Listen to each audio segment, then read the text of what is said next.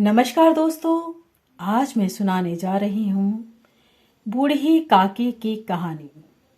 बूढ़ी काकी जो कि लिखी है मुंशी प्रेमचंद्र जी ने।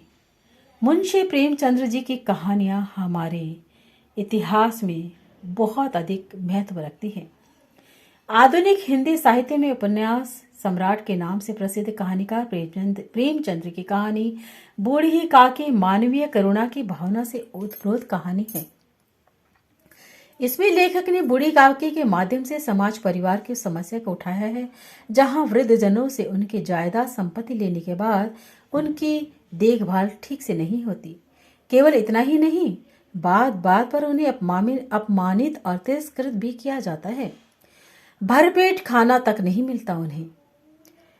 तो सुनिएगा ये बूढ़ी काकी की कहानी।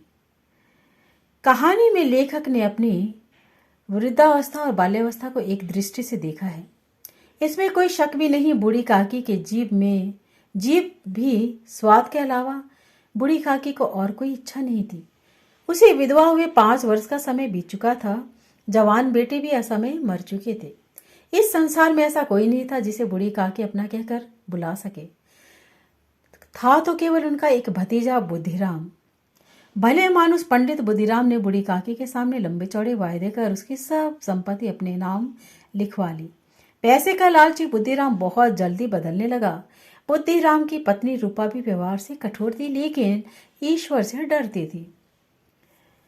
बुद्धिराम और उसकी पत्नी का व्यवहार बूढ़ी काकी के लिए प्रतिदिन दिनों दिन कठोर होता चला गया। यहाँ तक कि बुढ़िया की जायदाद से 100-150 रुपए प्रति माह की आमदनी जो मिलती थी, वह भोजन तक के लिए तरसने लगी। बूढ़ी काकी जीभ के स्वाद के आगे विवश होकर रोने चिल्लाने लगती थी। हाथ पैरों से लाचार बुढ़िया जमीन पर पड़ी रहती, उसके प्रति उपेक्षा भरे व्यवहार पर चीखती चिल्लाती रहती। बुद्धिराम के दोनों बेटे भी उसे चिढ़ाने परेशान करने में खुश होते थे। यहाँ तक कि वे दोनों उस बुढ़िया के ऊपर अपने मुंह का पानी भी उड़ेल देते थे।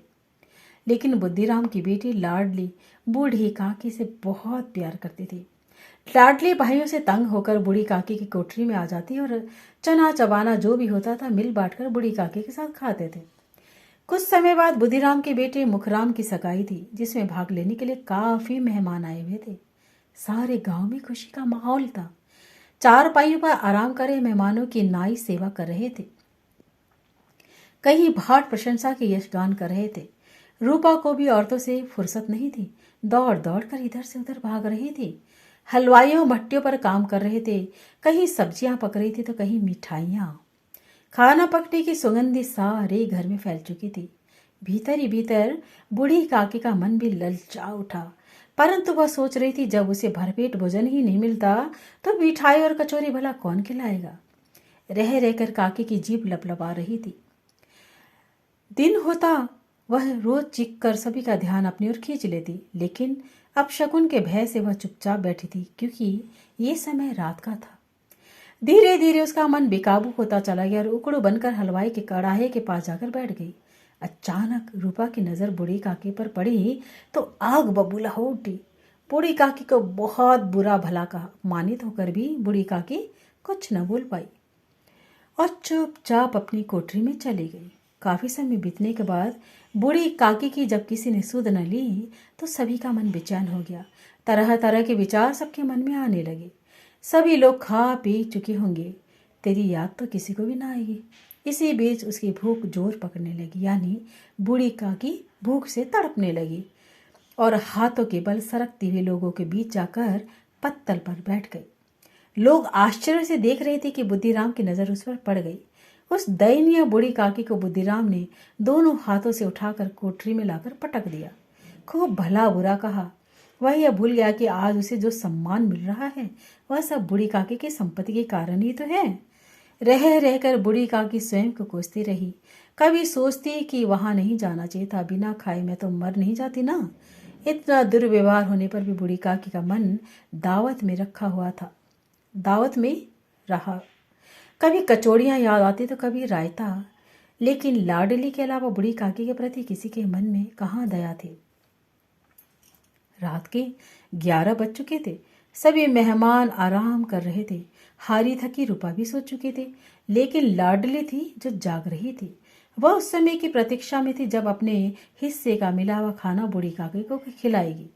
रूपा को यदि पता चल गया तो पिटाई होने का डर जो था। माँ को सोता देखकर लाडली चुपके से अपने हिस्से की पुड़िया लेकर काकी के पास पहुंची। बेसब्री से इंतजार करी बुढ़िया एक ही झटके में सब खा गई, परंतु इससे उसकी भूख शांत न हुई। उसने लाडली से मेहमानों के भोजन करने के स्थान पर ले जाने को कहा, परंतु वहां पड़े टुकड़ों को चुन चुनकर खाने के बाद भी उसकी भूख न मिटी। अंत में उसने लाडली से झूठी पतलों के पास ले चलने को कहा। इसी बीच रूपा की आंख खुल चुकी थी। लाडली को अपने पास न पाकर रूपा ने इधर उधर देखा तो वह पतलों के पास खड़ी थी।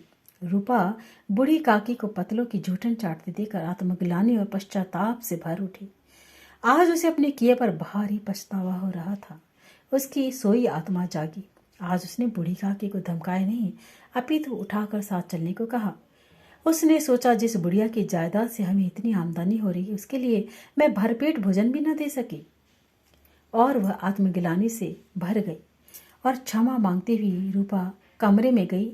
पकवान तथा मिठाई का थाल लेकर बूढ़ी काकी के पास पहुंची। तो दोस्तों, कहानीकार यह कहता है कि भोजन के उस थाल को देखकर काकी का मन आनंदित हो उठा। रूपा